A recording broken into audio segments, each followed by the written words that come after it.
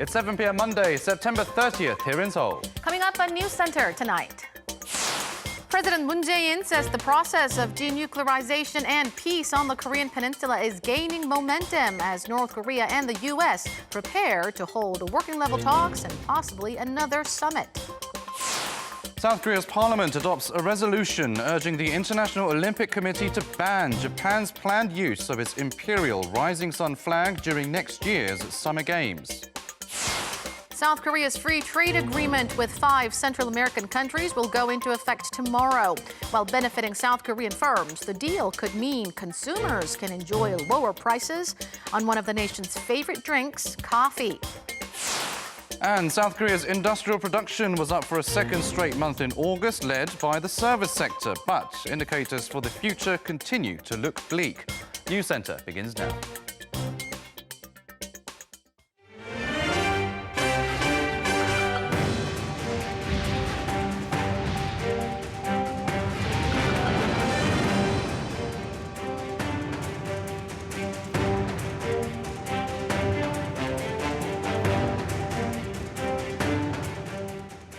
Good evening and welcome to Arirang News Center, coming to you live from Seoul. I'm Noaram. And I'm Han-daeun. It's great to have you with us.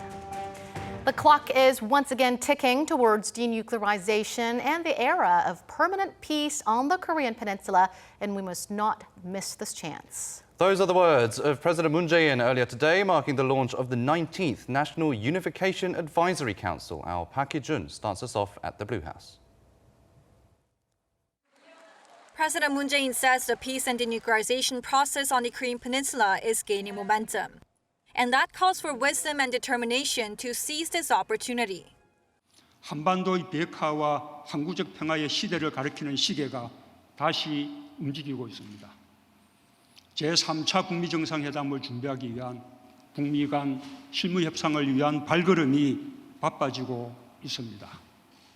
These were the president's remarks during an inauguration ceremony for the 19th National Unification Advisory Council at the Blue House on Monday. The council is a presidential body for the peaceful reunification of the two Koreas, with 19,000 members across 124 countries. President Moon asked the council to support its efforts to establish peace and prosperity on the Korean peninsula. That includes turning the demilitarized zone into a global peace zone to kickstart a peace economy, a vision he unveiled during his keynote speech at the UN General Assembly last week.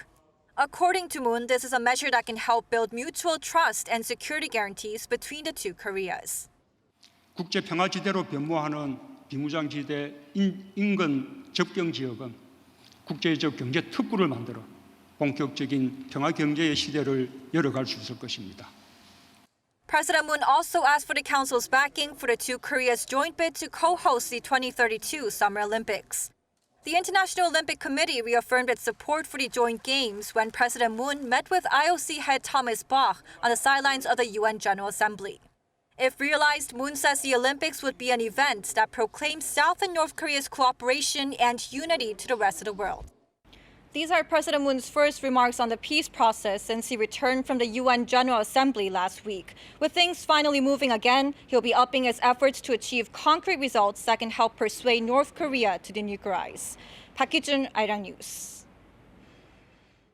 Meanwhile, speculations are brewing over North Korean leader Kim Jong-un's possible visit to China as Pyongyang and Beijing mark 70 years of diplomatic ties this week.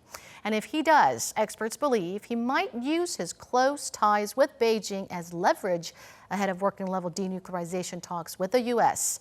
Our Oh Jung-hee has this report.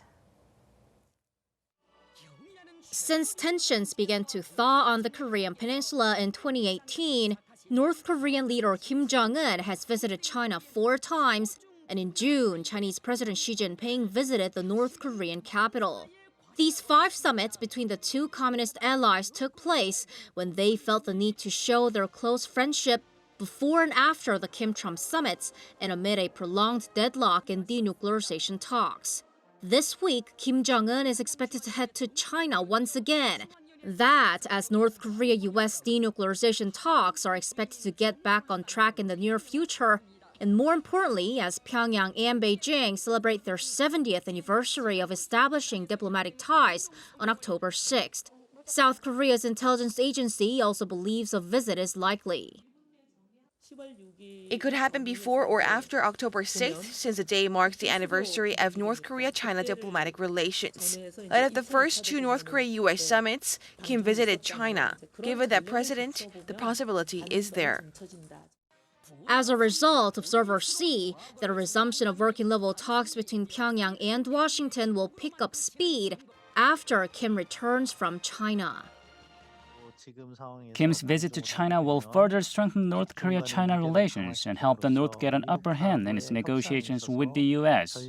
That is, even if North Korea faces sanctions, it'll keep its economic situation stable and make the U.S. change its stance rather than giving in. If Kim heads to China this week, it's likely that China will side with North Korea to call for regime security and sanctions relief from Washington for there to be any progress in denuclearization talks. 오정희, Arirang News. President Moon Jae-in has asked Prosecutor General Yoon Sung-yeol to draw up a plan for his own agency's reform, one that will win the prosecution the trust of the people. Yoon's proposals would complement those of the Justice Minister. Here's the president. 따라서 검찰총장에게도 지시합니다. 검찰 개혁을 요구하는 국민들의 목소리에 귀를 기울이면서 검찰 내부의 젊은 검사들, 여성 검사들, 형사부와 공판부 검사들 등 다양한 의견을 수렴하여 국민으로부터 신뢰받는 권력기관이 될 수 있는 방안을 조속히 마련해 제시해 주길 바랍니다. President Moon said this while receiving a briefing today from Justice Minister Cho Guk on his reform plans. The president wants prosecutorial reform to begin immediately after the investigations surrounding Minister Cho are concluded. He urged the two sides to work together, the Ministry of Justice focusing on legal reforms and the prosecution on changing how it exercises its powers. The chief prosecutor Yoon, however, was not at the meeting. South Korea's National Assembly has adopted a resolution urging Olympics officials to ban use of Japan's imperial rising sun flag during 2020 Tokyo Olympics. At a plenary session today, 196 out of 199 lawmakers in attendance voted for the resolution, which states that the use of the rising sun flag in the Olympics will bring back painful memories of Japan's past militarism and imperialism to countries that suffered due to Japan.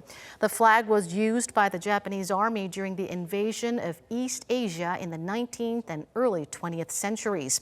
The resolution submitted by the Parliament's Culture and Sports Committee urges for the use of the rising sun flag to be banned within the Olympic stadiums, as well as on uniforms or any kind of Olympic goods. South Koreans are continuing to boycott Japanese products in response to Japan's strict export controls. And new research suggests this is beginning to hurt a major Japanese retailer here in Korea. Our Ji-young has more. South Koreans have been sticking to their boycott of Japanese products since July as an avenue to express their anger over Tokyo's export curbs on Seoul. As the boycott rumbles on, the brand value of some Japanese firms have taken a nosedive. BrandStock, a Seoul-based corporate brand value rating agency, released on Monday its BrandStock Top Index 100 for the third quarter. It shows the brand value of the local unit of Japanese apparel chain Uniqlo slumped a whopping 27 spots since the previous quarter to 99th. However, local airlines also suffered as the number of South Korean tourists heading to Japan dropped sharply because of the boycott. South Korea's flagship carrier Korean Air tumbled 21 rank spots to 48th, while the nation's second-largest carrier Asiana Airlines dropped 8 places to 31st. Hana Tour, one of the South Korea's largest travel agencies, also suffered. It slid 9 spots to 24th. On the other hand, other local brands have reaping the benefits of the boycott. The brand value of South Korean automobiles had been on a downtrend in the last quarter, but they bounced back strongly in the third quarter. Notably, Hyundai's high-end model Genesis ranked 28th on the list, up 28 spots compared to the previous 3 months period, as drivers in South Korea turned their backs on the Genesis's Japanese rivals. Hyundai's another premium model, the Grandeur, jumped up 27 places to 58th. Brand stock said the boycott's effect will expand across an even broader slice of the South Korean economy the longer it continues. Samsung Electronics' Galaxy smartphone remained the most valuable brand in South Korea for the 8th consecutive year. It was followed by the country's largest retailer, eMart, and mobile messenger app, KakaoTalk. Ji-young, Arirang News. Now, because of the boycott of Japan, Nissan Korea is going to close some of its dealerships, having seen sales drop last month by a whopping 87% on year. Nissan has 20 dealerships in Korea. According to a company official, the number to be closed will be decided after discussions with the dealers.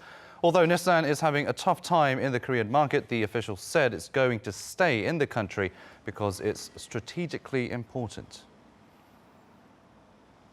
The South Korean government is going to help small businesses affected by the boycott of Japan get loans worth more than $90 million. The Ministry of SMEs and Startups says starting next month, about $58 million in government-backed loans will go to the tourism sector, enabling businesses to borrow up to about $580,000 each. They'll get a discount on the fee they pay for the guarantee, and they can repay the loans over 7 years. Guaranteed loans worth about $8.3 million will go to other businesses that sell Japanese products like restaurants and supermarkets.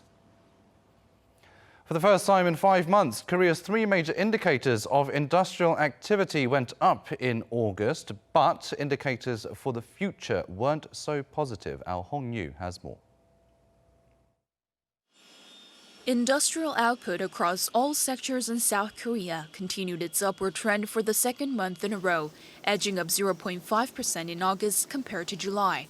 Statistics Korea says this was mainly due to an increase in service sector output, which saw a 1.2% increase a month, with better performances by the wholesale and retail sector and the insurance sector.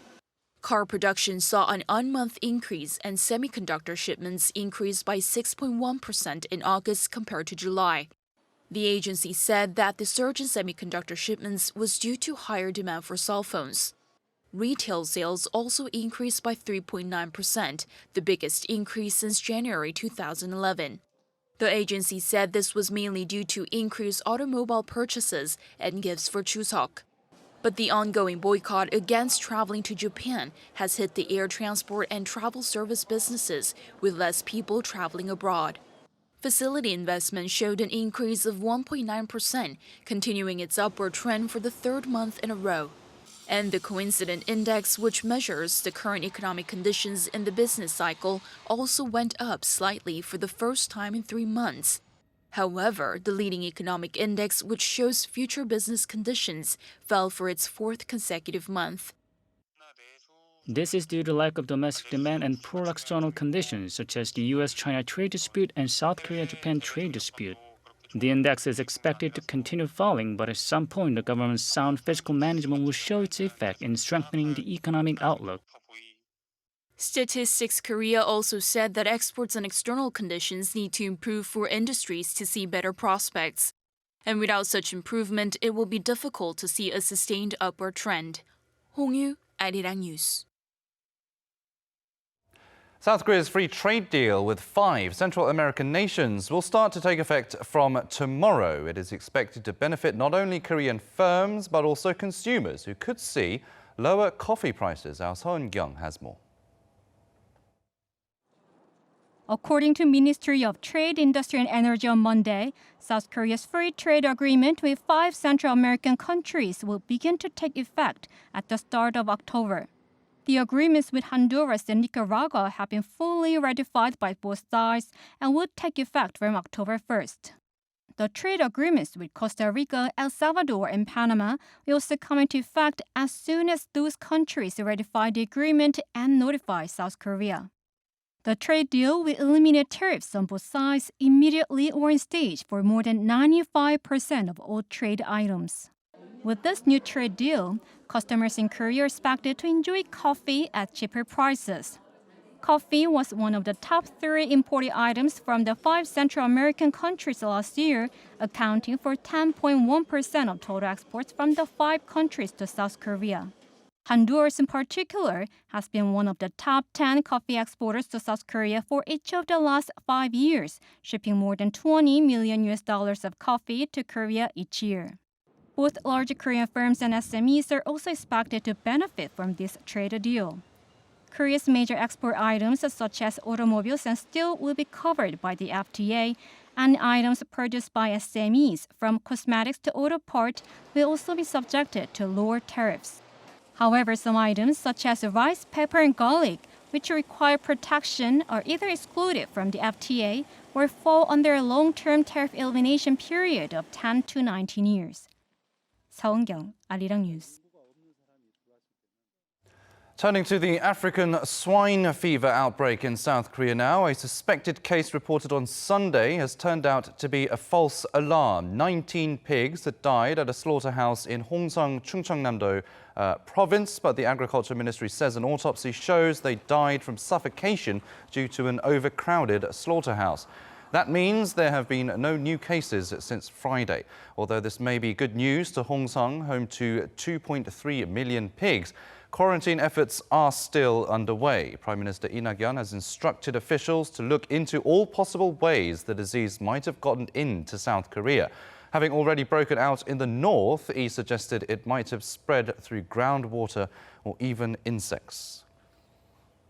So, no new cases of African swine fever over the weekend, but some damage has already been done with the culling of tens of thousands of pigs, and that's starting to make pork more expensive. Kim Yo-sun reports.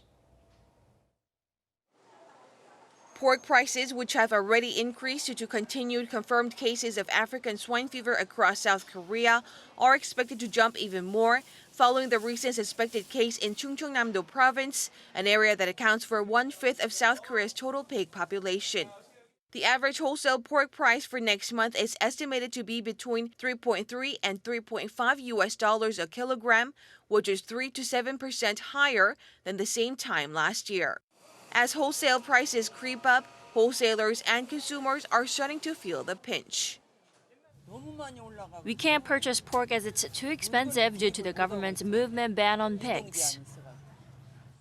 Since the first case of African swine fever was confirmed in South Korea in mid-September, over 95,000 pigs have either been slaughtered or are scheduled to be. This has led to a significant drop in the pig supply across the country, with the number standing at some 973,000, which is 140,000 lower than this time last year. Pork prices will fluctuate less if the African swine fever crisis ends soon, but the market is expected to experience uncertainty for some time to come. There's a lot of attention on the pork auction market this week, as the continued pork shortage is expected to hit the retail industry and consumers hard. Kim Yo-sun, Arirang News. South Korea's Arms Procurement Agency has won a U.S. court ruling against a foreign weapons components company in a case involving fraudulent transfer. The Defense Acquisition Program Administration said Monday the Los Angeles County Superior Court Northern District found the company guilty of having supplied faulty parts to Seoul's Defense Ministry during some 2 years since the year 2000. With the ruling, DAPA is to collect more than $3.4 million in damages.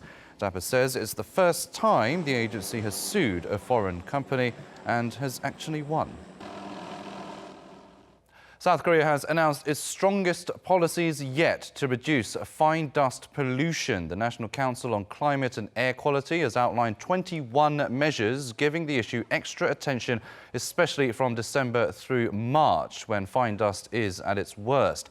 They include stricter bans on old diesel cars in cities, reducing the operation of coal power plants and cracking down on illegal trash burning in rural areas. From November, the plan seeks to reduce fine dust emissions by 20% from last year's levels to around 23,000 tons. We have yet another typhoon approaching the Korean peninsula. The 18th typhoon of the season, Mitag, is forecast to hit the southern parts of South Korea on Thursday, which is National Foundation Day. Some parts of the country can expect heavy rain from Tuesday as the typhoon approaches. Choi Jung-yoon has the latest. Typhoon Mitag is likely to strike the South Korean mainland by early Thursday. According to the Korea Meteorological Administration, Typhoon Mitag was located some 300 kilometers off the coast of Taiwan as of Monday 3 p.m., traveling in a west-northwest direction toward Shanghai, China. It is a medium-sized typhoon with a maximum wind speed of 126 kilometers per hour, but it is expected to weaken as it passes by China on Tuesday night. Under its projected direction, the typhoon will reach the seas west of Jeju-do Island on Wednesday and travel north to waters of Chungcheongnam-do Province by the next morning. It will then move towards Gyeongsang-do Province and will leave the Korean peninsula on Friday, moving into the East Sea near Dokdo Island. Areas near Jeju-do Island and southern coasts where the typhoon is forecast to approach the closest are expected to be the most dangerous zones during the storm. By the time the typhoon makes landfall on Thursday, its impact will be felt nationwide. Jeju-do Island is expected to feel the effects of the typhoon starting Tuesday, with heavy downpours from 30 to 80 millimeters of rain and even up to 600 millimeters in mountainous regions. By dawn Tuesday, a typhoon alert is forecast to be issued in southern parts of the sea near Jeju Island. As Mitag strikes South Korea with rain clouds, heavy rain warnings will also be issued the same day in the mountainous regions in Jeju Island, along with high seas warnings. There is also the possibility that the typhoon changes direction westward, which may have bigger influence on metropolitan areas in the central parts of the country, including Seoul. Experts say that the impact of this week's storm may be more catastrophic than that of Typhoon Tapa. The strength of Mitag is expected to be comparatively weaker than the strength of the recent Typhoon Tapa. But as Mitag is expected to pass directly through South Korea, the impact of the storm may be similar or even bigger than that of Tapa. With the maximum wind speed of 30 meters per second, roofs and tiles can easily get ripped off. Jeju Island has been struck 4 times by typhoons this season alone, and Mitag will be the 5th following Tanas, Lekima, Lingling, and Tapa. Typhoon Mitag will also be the 7th typhoon to have an impact on the Korean peninsula in 1 year, an event that hasn't taken place since 1959. Choi Jung-yoon, Arirang News. South Korean footballers Son Heung-min and Lee Kang-in have been put on the squad which will play North Korea next month in the World Cup qualifier in Pyongyang. The list announced today by coach Paulo Bento hasn't changed since the recent match against Turkmenistan. Son is a superstar forward for Tottenham Hotspur, and Lee Kang-in won the Golden Ball at the 2019 FIFA U20 World Cup. They'll join training on October 7th in the city of Paju. South Korea will play Sri Lanka at home on October 10th and then go to Pyongyang to play North Korea on October 15th. This will be the first inter-Korean match to be played in Pyongyang in 29 years. After weeks of protests, an art festival in Japan has decided to put back on display a statue representing women forced into Japan's wartime sexual slavery. Kyodo News Agency reported today that the organizers of the Aichi Triennale agreed to put it back up from the 6th to the 8th of October and discuss future schedules at a later date. The festival had been taken to court by the organizers of the statue's exhibition, which was on the theme of freedom of expression. The statue was removed last month, a few days after going on display, apparently under pressure from nationalist officials and the Japanese government. South Korea's labor ministry has rolled out some changes affecting the work environment from October. Unemployment benefits will be extended to 9 months, a month longer than the current period. The size of the benefits will also increase by 10 percentage points so that it covers 60% of the worker's final salary based on their last 3 months of work. A new poll in the U.S. suggests a majority of Americans do want to see the impeachment inquiry into President Trump move ahead. Still, he has enough support in Congress to make it very unlikely he'll be removed from office. Choi Chi-young has the latest. According to a CBS News poll released on Sunday, 55% of Americans think the recently announced impeachment inquiry into President Trump is necessary.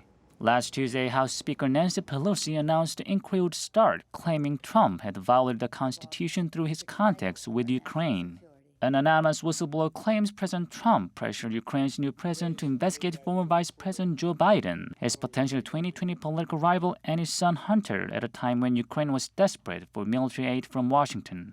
A separate whistleblower alleges President Trump abused his power to solicit interference from Ukraine in the upcoming 2020 presidential election. President Trump continues to deny doing anything improper, but the transcript of the phone call the inquiry is based on, which was released by the White House, shows President Trump did press the Ukrainian leader on the corruption allegations against the Bidens. Last Friday, the three House committees, Foreign Affairs, Intelligence, and Oversight, also subpoenaed Secretary of State Mike Pompeo to turn over documents relating to the administration's dealings with Kiev. If the House votes in favor of impeachment, a two-thirds majority of the Senate is required to convict and remove a president from office, which has never happened in U.S. history. Most watchers say it remains highly unlikely the Republican-controlled Senate would vote to remove President Trump from office. 최시영, 아리랑 뉴스. South Korea has denounced Japan's export controls at the latest meeting at the Wassenaar Arrangement, one of the world's 4 major export control regimes. Seoul's Trade Ministry said on Sunday that during last week's meeting in Vienna, it called for the international community to take interest in the matter. The South Korean delegation said Tokyo's export controls are unilateral and politically motivated and were imposed despite Seoul faithfully abiding by global export control norms. South Korea's Hamidong has clinched her 4th LPGA title, winning the Indie Women in Tech Championship. She closed the final round on Sunday in Indiana with a 4-under-68, impressively holding on to her lead for the entire tournament. Her previous win was at last month's Ladies Scottish Open. South Korean players have a combined 13 tour wins this season, claiming victory in exactly half of the season's tournaments so far. With flying cars looking more likely to become a reality, Hyundai Motor is jumping into the promising future industry. The South Korean car maker has appointed former NASA aeronautics researcher Shin Jae-won to head the firm's new urban air mobility division, which will develop core technologies for urban air mobility. Shin is a renowned aeronautics engineer and had worked on cutting-edge aviation R&D at NASA for 30 years. He said the new division will work to establish Hyundai as a leading force in urban air mobility, a sector that is expected to grow into a market worth $1.5 trillion by the year 2040. The Seoul City government is giving foreigners Korean names as part of efforts to promote the Korean alphabet Hangul. The program is available to foreigners who reside overseas and are interested in Korean culture. Those interested can download an application from the city's foreign language website and email the completed form to the provided email address. 5 to 10 applicants will be selected each month. Seoul Mayor Park Won-sun will give the first successful applicant a certificate with their Korean name written by him.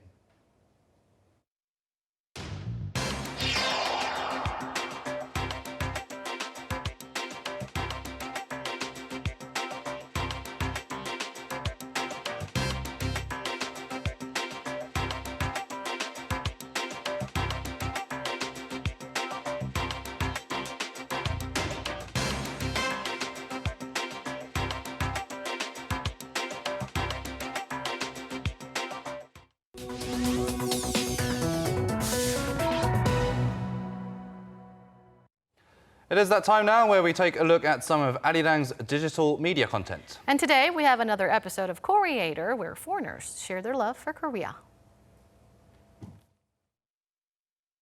Hi, we're Legacy. 아쉬워 벌써 12시. 일도 없어. 예전의 느낌.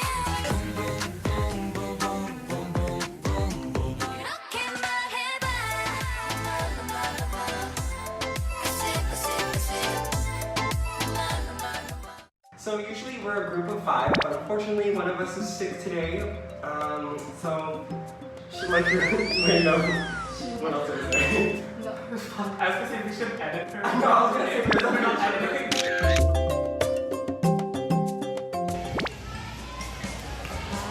friend is over there. Can I flip the camera? Oh, we should talk about this place. Yeah. Usually in the wintertime, they use this ice rink to skate. But in the summertime, because we don't need the ice rink, we like to use it as our dance practice place. So it's a nice public space that we share our creativity in. It's a great place to meet other friends too, and just all dance together. K-pop, hip-hop, jazz, everything. So I don't know if you can notice, but we actually don't have any mirrors to practice on, so what we just do is use window reflection, and I think it works pretty well.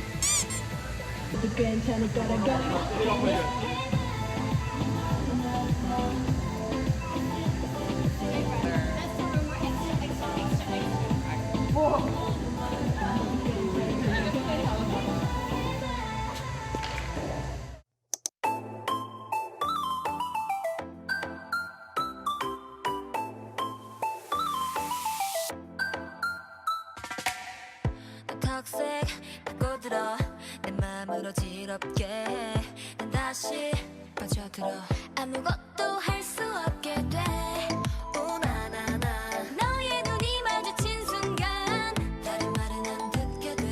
너를 믿고 싶게 돼. 오나나 다른 얘기들은 모조리 다 불태워줘. 겁도 없이 달려가는 날 막지 말아줘. 쓸데없이 떠다니는 소문 괜찮을 거라고 그렇게 말해봐.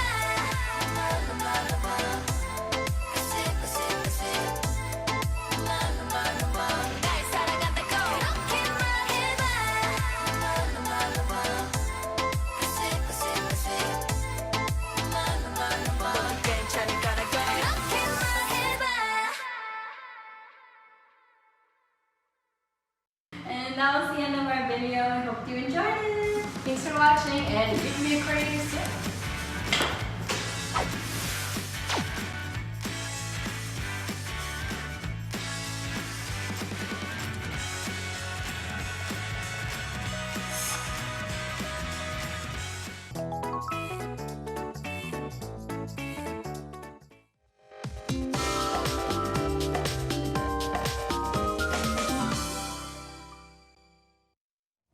There's been sunshine and late summer heat during the day here, while Jeju has been gloomy and getting some rain. For more details, let's turn, as we like to do, to our Michelle Park, who is standing by at the Weather Center. Michelle. Now, Jeju and the southern coast have been getting some rain as rain clouds have been pushed up to Korea by Typhoon Mitag, which is currently on its way towards the peninsula. Now, as it approaches, the clouds surrounding the typhoon will drench more of the southern regions tomorrow, and rain will spread to the central region by Wednesday.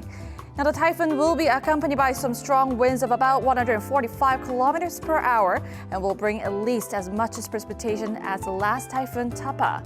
And just looking at tomorrow's precipitation, Jeju Island will receive up to 80 millimeters, and there will be up to 20 millimeters over in the northern parts of the southern provinces. And tomorrow, the lowest temperatures you'll see in the nation will mostly likely be 16 degrees Celsius over in Chungcheong.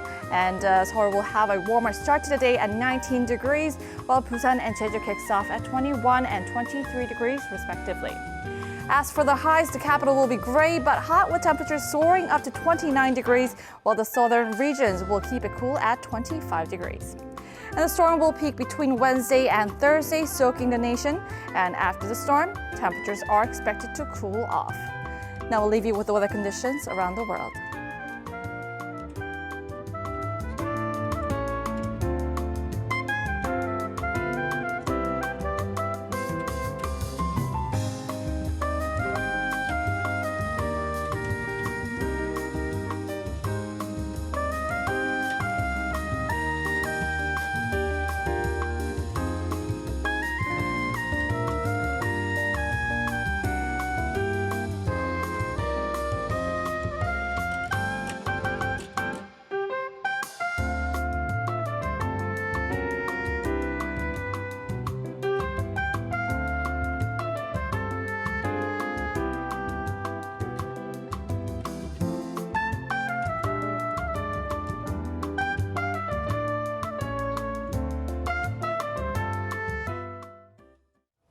Okay, that will do it for today's Arirang News Center. Thank you, as always, for watching. Keep it tuned to Arirang for news in depth coming up next.